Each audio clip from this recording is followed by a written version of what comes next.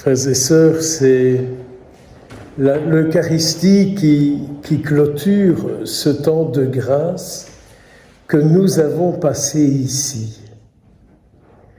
Et au début de cette Eucharistie, je vous disais que toute notre vie, à partir du moment où nous quitterons le sanctuaire, que toute notre vie, que toutes nos paroles, que toutes nos actions puissent partir de ce que nous avons vécu et entendu ici dans la chapelle. Si vous faites ça, vous amènerez beaucoup de monde à la conversion. Si vous prenez un autre contenu pour rencontrer les gens, vous risquez de leur faire peur, de les mettre dans les angoisses, de les éloigner du Christ, de les détacher de sa mère. Il faut arrêter les discours catastrophes qui n'engendrent rien. Un discours catastrophe fait peur, et notre monde en entend déjà assez. Nous allons, quand on va rentrer, réouvrir notre mère, la Sainte Télévision, qui du début des infos jusqu'à la fin passera son temps à nous diffuser les malheurs, les tristesses, les souffrances du monde. Alors si nous, cathos bien pensants, n'est-ce pas, soi-disant catholiques, au lieu de proclamer l'Évangile, nous proclamons des peurs, des catastrophes, des misères et des bidules, nous ne faisons qu'ajouter une page misérabilis à la vie de notre monde d'aujourd'hui. Je nous rappelle, et ne l'oublions pas, que si Jésus est venu dans le monde, ce n'est pas pour condamner, mais pour sauver. Alors la question, elle est là. Quel Jésus va sortir de nous quand nous rencontrerons nos frères et nos sœurs du monde? Quel Jésus va sortir de nous? Quelle mère du Christ vont-ils découvrir? Quelle parole de la Sainte Mère ici, dans ce sanctuaire, elle est venue dire? Les gens vont-ils entendre? S'il vous plaît, arrêtons les mauvais esprits et ne croyons pas que c'est l'Esprit Saint qui nous pousse à ça. C'est une littérature commerciale. Vous le savez comme moi, nous sommes dans un monde dont le mal est leur fonds de commerce. Le mal est leur fonds de commerce.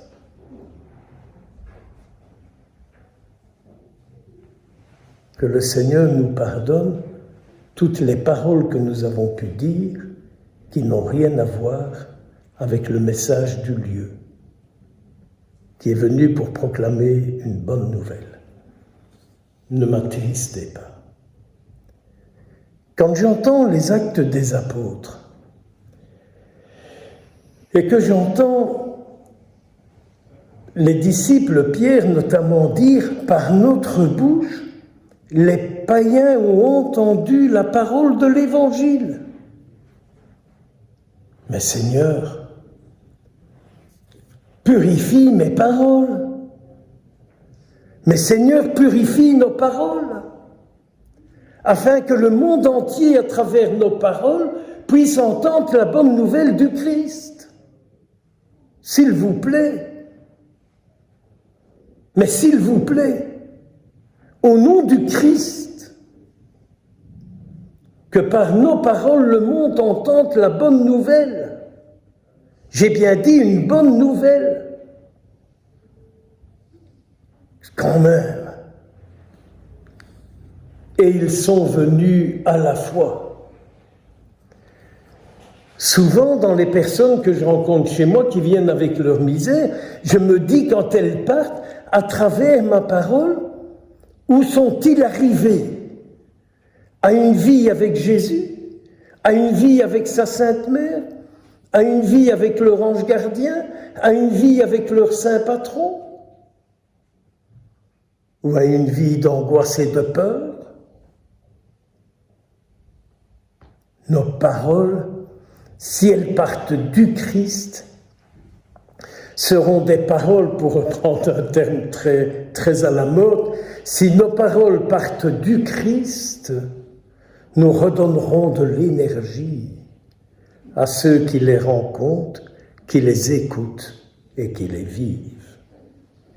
Si la Sainte Mère est venue ici 32-33, ce n'est pas pour rendre les gens malheureux, c'est pas pour leur faire peur, mais c'est pour les amener au Christ Jésus. M'aimez-vous, aimez-vous mon Fils. Sacrifiez tout ce qui n'est pas de lui, sacrifiez-le pour lui et pour moi. Tout ce qui n'est pas de lui, attachez-le à sa croix. Tout ce qui n'est pas de lui, attachez-le à sa croix. Elle aurait pu dire, faites attention, vous savez, parce que ça va mal tourner, il va avoir ceci, il va avoir cela, il va encore avoir ci, il va encore avoir ça. Que Dieu va. Pardon pour ceux qui m'écoutent dans les autres pays. Au lieu de dire qu'est Dieu, je pourrais dire quel malheur d'en être là. Autre parole dans les Actes qui m'a aussi profondément touché. Pourquoi donc mettez-vous Dieu à l'épreuve en le plaçant sur la nuque des disciples? Ça vous touche pas? La foi, c'est pour une vie grande, libre. La foi n'est pas un poids que l'on met sur nos épaules.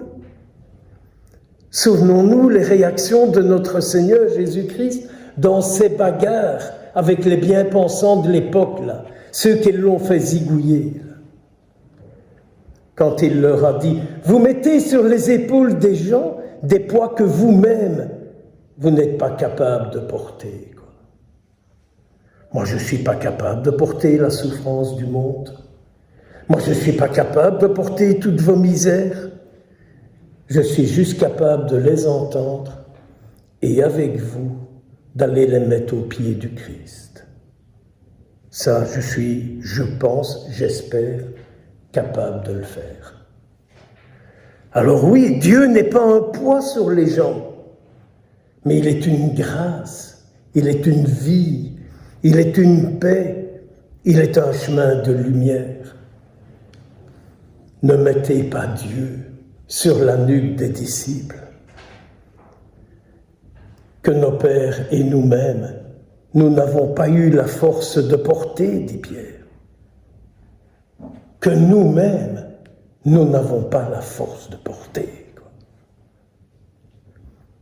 Grâce au Seigneur Jésus, nous sommes sauvés. Je vous l'ai dit, si je n'avais pas pu rencontrer le Christ au milieu des hommes et des femmes qui souffraient dans leur âme et dans leur esprit, je ne serais pas ici devant vous. C'est grâce à cette vie vécue avec eux, en milieu hospitalier, que j'ai pu dire, Jésus, je donne ma vie pour que tu puisses vivre. Ne pouvez-vous pas faire ça? Ne pouvez-vous pas faire ça? N'avez-vous pas envie chaque jour de dire, mais Seigneur, je m'offre à toi pour que tu vives dans ma famille, dans le lieu où je vis, dans ma paroisse, dans mon couvent et parmi ceux que je rencontre. Je m'offre à toi, Seigneur, pour que tu puisses vivre et pour qu'ils aient la vie.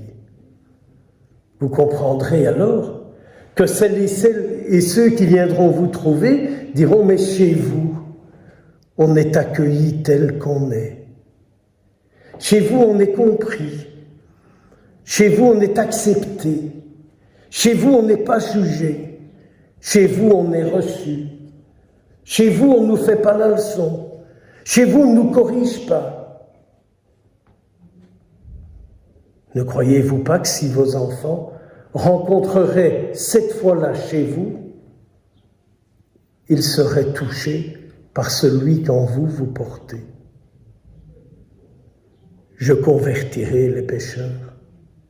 M'aimez-vous? Aimez-vous mon Fils?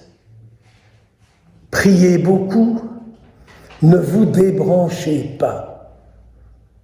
Ne vous débranchez pas de la réalité céleste pour vous brancher sur les charlatans et charlatantes, tous deux au pluriel, non. Allez, courage.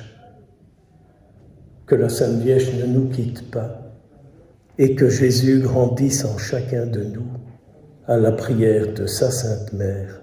Amen. Amen.